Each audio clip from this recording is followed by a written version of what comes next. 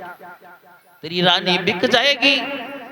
कहा महाराज मेरी रानी पतिव्रता है, मेरे कहने से अवश्य बिक जाएगी। कहा जा अपनी रानी को लेकर के आ। आज वैसे ही हरिश्चंद उदास चेहरा लेकर के चले।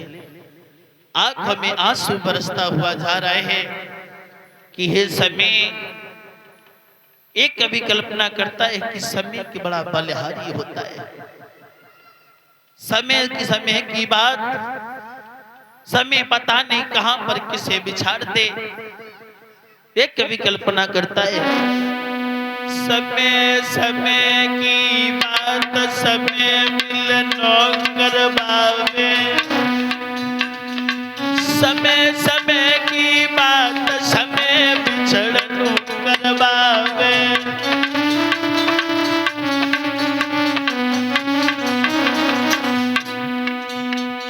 समय समय की बात समय सत्संग करावे। समय समय की बात समय नैनन से रुलावे।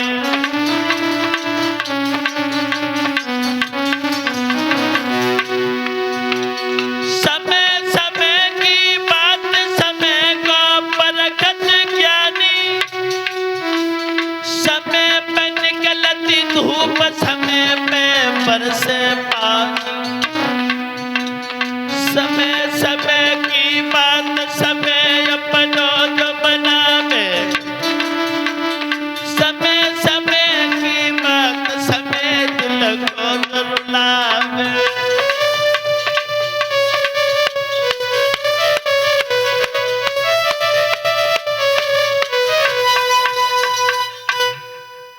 समय समय की बात होती है। अजबे से आज हरिश्चंद रानी तारा ने देखा है।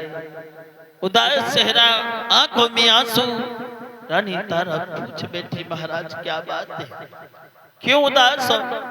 पहले जब जब महलों में आते थे तो कलियों की तरह खिलते मुस्कुराते आते थे, आज क्या बात है? हरिश्चंद कहने लगे रानी तारा ना पूछो, जितना उदास मैं हूं इतना ही उदास आप भी हो जाओगे, मेरी बात सुनो।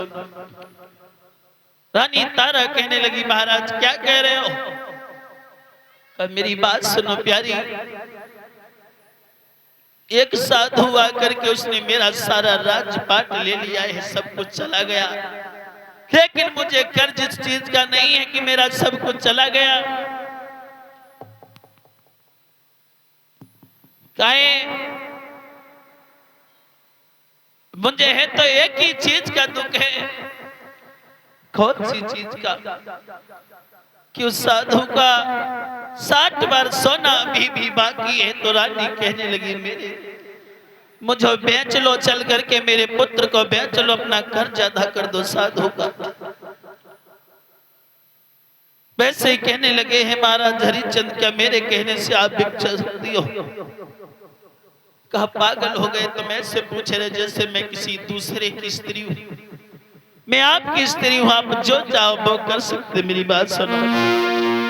इस तन पे है अधिकार पिया, चाहे जो दशा बनाई दियो।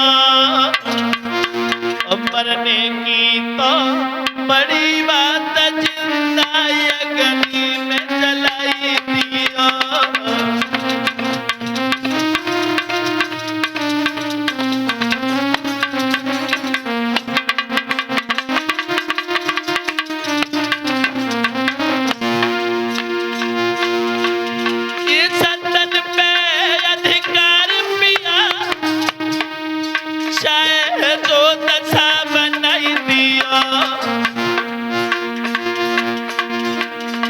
मरने की तो बड़ी बात जिंदा अग्नि में जलाई दियो।